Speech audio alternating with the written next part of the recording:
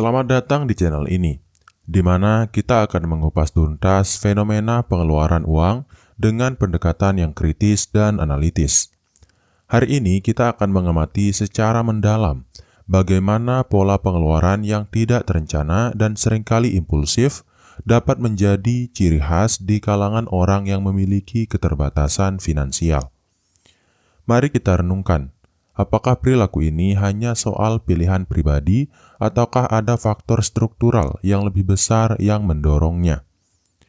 Dalam diskursus keuangan modern, terdapat pertanyaan mendasar, yaitu mengapa pada kondisi keterbatasan terdapat kecenderungan untuk menghabiskan uang pada hal-hal yang tidak esensial. Melalui lensa akademis dan skeptis, kita akan mengurai fenomena ini dengan dasar pemikiran logis dan argumentasi yang tajam. Kita tidak hanya akan melihat sisi permukaan, melainkan juga menyelidiki akar permasalahan serta implikasinya terhadap kesejahteraan individu dan masyarakat.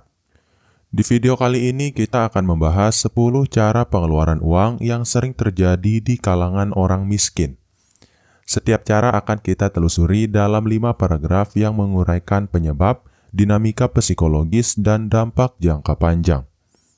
Dengan pendekatan yang mendalam, kritis, dan penuh pertanyaan, mari kita mulai perjalanan intelektual ini untuk memahami sejauh mana perilaku pengeluaran ini mencerminkan kondisi ekonomi dan budaya kita. Jadi tanpa berlama-lama lagi, kita langsung saja ke cara orang miskin menghabiskan uang yang pertama, yaitu adalah belanja berlebihan. Belanja berlebihan seringkali menjadi manifestasi dari impulsif yang tidak terkontrol, di mana seseorang tanpa pertimbangan matang menghabiskan uang untuk barang-barang yang sebenarnya tidak terlalu dibutuhkan. Dalam konteks ini, keputusan berbelanja muncul tanpa adanya perencanaan keuangan yang jelas, sehingga menimbulkan beban ekonomi jangka panjang. Di balik fenomena belanja berlebihan, terdapat dorongan psikologis yang kuat untuk mencari kepuasan instan. Rasa senang yang muncul dari kepemilikan barang baru seringkali menutupi kenyataan bahwa perilaku ini justru mengikis stabilitas finansial. Adakah mekanisme emosional yang memicu perilaku tersebut, dan mengapa hal ini sulit diubah? Terlepas dari faktor emosi, dinamika sosial dan budaya turut memainkan peran penting dalam mempengaruhi perilaku belanja. Tekanan lingkungan dan tren konsumtif kerap menyesatkan individu agar mengasosiasikan kebahagiaan dengan kepemilikan material. Sejauh mana faktor eksternal tersebut mempengaruhi keputusan berbelanja yang berlebihan. Dampak dari belanja berlebihan tidak hanya dirasakan secara pribadi, namun juga menciptakan efek domino terhadap keluarga dan komunitas. Pengeluaran yang tidak terkendali seringkali menyebabkan masalah hutang, yang pada gilirannya menghambat peluang investasi untuk masa depan. Pertanyaannya adalah, kapan dan bagaimana kita harus mulai menerapkan disiplin dalam mengelola keuangan? Dengan mempertimbangkan semua aspek tersebut, kita harus menyadari bahwa belanja berlebihan adalah cerminan dari kegagalan dalam perencanaan keuangan. Oleh karena itu, penting untuk mempertanyakan kembali nilai-nilai dan prioritas kita dalam hidup. Mungkinkah perubahan pola pikir dan pendidikan finansial menjadi solusi untuk mengurangi perilaku ini? Kemudian, cara yang kedua adalah jajan tanpa pertimbangan. Jajan tanpa pertimbangan merupakan fenomena di mana pengeluaran dilakukan atas dasar keinginan semata, tanpa adanya analisis kebutuhan. Kebiasaan ini seringkali muncul sebagai bentuk pelarian dari tekanan hidup, meskipun pada akhirnya justru menambah beban ekonomi. Secara psikologis, perilaku jajan tanpa pertimbangan dapat dikaitkan dengan pencarian kepuasan instan. Namun di balik pencarian tersebut tersimpan pertanyaan kritis, yaitu apakah kepuasan sesaat tersebut sebanding dengan kerugian jangka panjang yang akan ditanggung. Pendekatan skeptis mengajak kita untuk mengevaluasi kembali setiap keputusan konsumtif. Sosialisasi dan pengaruh lingkungan juga memainkan peran yang signifikan. Kebiasaan ini seringkali didorong oleh norma sosial yang menekankan pentingnya tampil modis atau mengikuti tren, tanpa mempertimbangkan kondisi finansial yang sebenarnya. Apakah budaya konsumtif ini sudah mengaburkan batas antara kebutuhan dan keinginan? Akibat jangka panjang dari jajan tanpa pertimbangan seringkali terlihat dari menumpuknya pengeluaran kecil yang tidak terencana. Meskipun setiap transaksi tampak sepele, akumulasi pengeluaran tersebut bisa mengganggu kestabilan keuangan individu. Hal ini mengundang pertanyaan tentang bagaimana strategi pengelolaan uang yang lebih efektif dapat diterapkan. Melalui pemikiran yang lebih kritis lagi, kita perlu merefleksikan kembali setiap langkah dalam pengambilan keputusan konsumtif. Dengan mengutamakan kesadaran finansial dan penilaian yang objektif, seseorang dapat menghindari jebakan pengeluaran impulsif. Mungkinkah dengan edukasi yang tepat, perilaku jajan tanpa pertimbangan dapat diminimalisir secara signifikan? Kemudian, cara yang ketiga adalah mengutamakan hal-hal non-prioritas. Seringkali dalam kondisi keterbatasan finansial, orang justru mengalokasikan uangnya untuk hal-hal yang sebenarnya tidak mendesak atau prioritas. Mengutamakan non-prioritas ini mencerminkan ketidakmampuan dalam membedakan antara kebutuhan esensial dan keinginan yang bersifat sementara. Fenomena ini mencerminkan kegagalan dalam melakukan analisis kebutuhan yang mendalam. Mungkin karena terbiasa dengan pola pikir konsumtif, individu cenderung mengabaikan pentingnya alokasi dana untuk kebutuhan pokok demi memuaskan keinginan sesaat.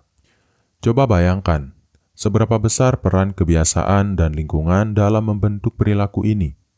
Dalam tataran ekonomi, pengutamaan non-prioritas seringkali membawa dampak negatif jangka panjang.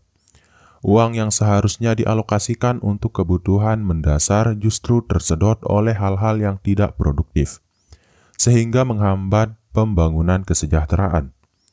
Pertanyaan yang mendasar adalah apakah kita sudah cukup kritis dalam memetakan prioritas pengeluaran. Perilaku ini pun menimbulkan dilema antara keinginan pribadi dan kebutuhan kolektif.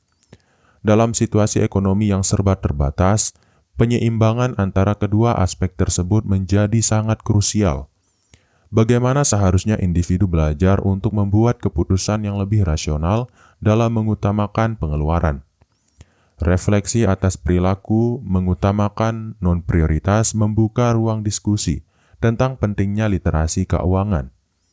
Dengan pendekatan yang sistematis dan edukatif, setiap individu dapat diarahkan untuk mengevaluasi ulang nilai-nilai konsumsi mereka. Mungkinkah perubahan budaya konsumtif dimulai dari peningkatan kesadaran akan prioritas keuangan? Kemudian cara yang keempat adalah pengeluaran gadget dan teknologi yang tidak perlu. Di era digital ini, keinginan untuk memiliki gadget terbaru seringkali melampaui kebutuhan dasar.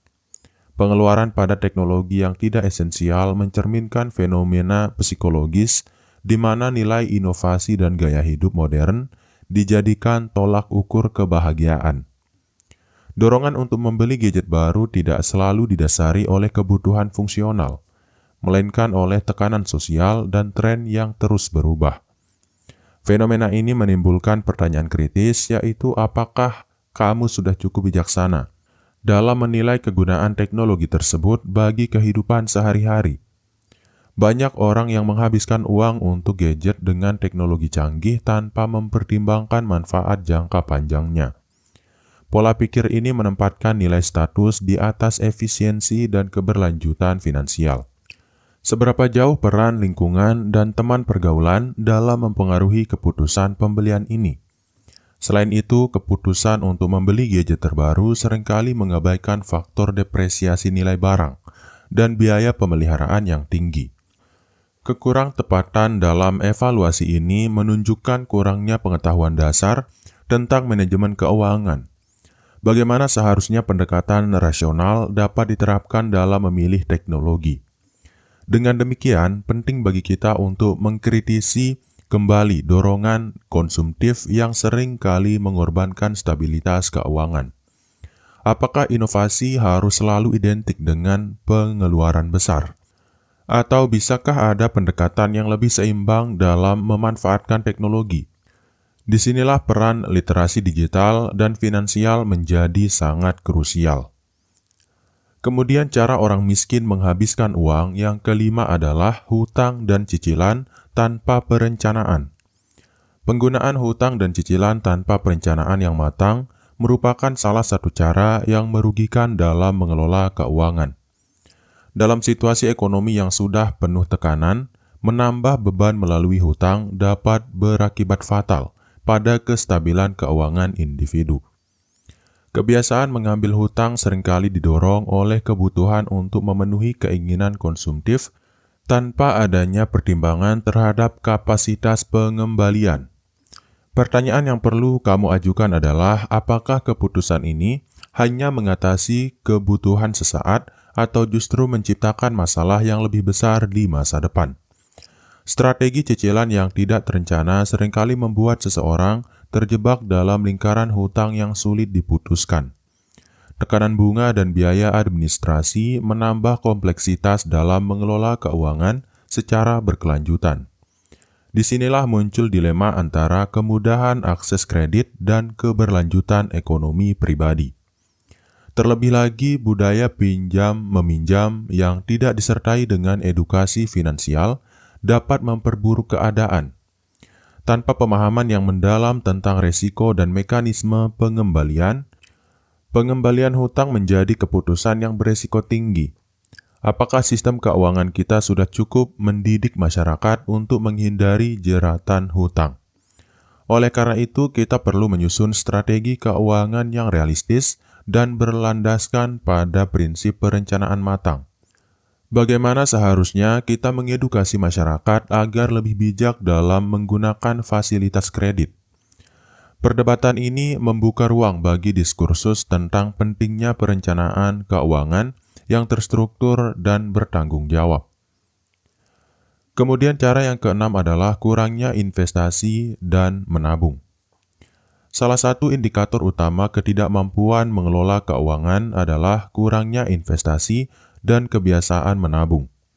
Alih-alih mengalokasikan sumber daya untuk masa depan, banyak individu atau mungkin termasuk kamu yang lebih memilih untuk menghabiskan uang secara konsumtif tanpa menyisihkan cadangan. Sikap ini mencerminkan kekurangan pemahaman tentang konsep pertumbuhan aset dan pentingnya investasi jangka panjang. Tanpa menabung dan berinvestasi, peluang untuk mencapai kestabilan ekonomi yang lebih baik menjadi semakin tipis.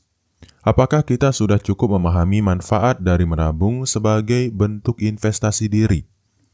Selain itu, budaya konsumtif yang kuat seringkali menutupi potensi untuk merencanakan masa depan secara lebih matang. Ketidaktahuan akan pentingnya investasi membuat individu rentan terhadap goncangan ekonomi. Disinilah peran literasi keuangan sangat diperlukan untuk mengubah paradigma tersebut. Dampak dari tidak menabung juga terlihat dari ketidakmampuan dalam menghadapi situasi darurat. Tanpa cadangan finansial, setiap kejadian tak terduga dapat mengakibatkan krisis yang mendalam. Pertanyaan yang mendasar adalah, mengapa kita mengabaikan pelajaran penting dari sejarah ekonomi yang penuh gejolak? Melalui pendekatan yang sistematis dan edukatif, setiap individu seharusnya dapat belajar untuk menyisihkan sebagian pendapatan untuk masa depan. Bagaimana strategi menabung dan investasi dapat diintegrasikan dalam kehidupan sehari-hari sehingga tercipta keseimbangan antara konsumsi dan pengembangan aset. Tantangan ini menuntut pemikiran kritis dan inovatif untuk mengubah pola pikir yang telah mendarah daging. Kemudian cara yang ketujuh adalah pengeluaran untuk pergaulan yang merugikan. Dalam kehidupan sosial, pergaulan seringkali menjadi faktor penentu dalam pengambilan keputusan keuangan. Pengeluaran untuk kegiatan sosial yang tidak produktif atau merugikan, misalnya pesta atau kegiatan yang hanya bersifat eksibisionis, dapat menggerogoti sumber daya yang terbatas. Fenomena ini mengungkapkan adanya dilema antara keinginan untuk diterima dalam lingkungan sosial dan kebutuhan untuk menjaga stabilitas keuangan. Apakah pengorbanan finansial demi popularitas benar-benar memberikan nilai tambah, atau justru menambah beban ekonomi yang tidak perlu? Kecenderungan untuk mengikuti arus pergaulan yang boros seringkali dipicu oleh tekanan untuk menyesuaikan diri dengan norma-norma sosial yang telah ada. Namun, apakah kita sudah cukup kritis dalam menilai apakah kegiatan tersebut benar-benar memberikan kontribusi positif pada pembangunan diri dan komunitas? Pengeluaran berlebihan untuk pergaulan yang merugikan dapat mengakibatkan hilangnya fokus pada investasi diri dan pengembangan potensi pribadi. Di tengah kondisi ekonomi yang serba menantang, keputusan untuk mengalokasikan dana pada aktivitas semacam itu harus ditinjau kembali dengan seksama. Bagaimana seharusnya kita menetapkan batas antara kepentingan sosial dan kebutuhan pribadi yang esensial? Dengan mengedepankan prinsip prioritas dan perencanaan keuangan yang matang, setiap individu dapat belajar untuk mengevaluasi kembali nilai dari pergaulan yang dijalani. Mungkinkah dengan pendekatan kritis dan edukatif, kita dapat mengarahkan masyarakat untuk memilih kegiatan sosial yang lebih bermanfaat dan berdampak positif pada kesejahteraan jangka panjang? Kemudian cara yang ke-8 adalah membeli barang mewah yang tidak terjangkau. Salah satu paradoks dalam perilaku konsumtif adalah kecenderungan untuk membeli barang mewah meskipun secara finansial tidak memungkinkan. Keinginan untuk menunjukkan status sosial melalui barang-barang eksklusif seringkali mengalahkan pertimbangan rasional dalam pengelolaan keuangan. Dorongan ini tidak lepas dari pengaruh media dan tren global yang menekankan pentingnya tampilan luar sebagai simbol kesuksesan. Namun sejauh mana kita menyadari bahwa membeli barang mewah yang tidak terjangkau justru bisa mengakibatkan tekanan ekonomi yang signifikan? Pertanyaan ini menantang kita untuk berpikir ulang tentang nilai sesungguhnya dari kemewahan. Dalam kondisi keterbatasan, pengeluaran pada barang-barang mewah tanpa perhitungan yang matang seringkali menyebabkan ketidakseimbangan antara pendapatan dan pengeluaran. Sikap konsumtif yang berlebihan ini seolah menutup mata akan realitas ekonomi yang harus dihadapi setiap hari. Sejauh mana tekanan sosial dapat mempengaruhi keputusan tersebut?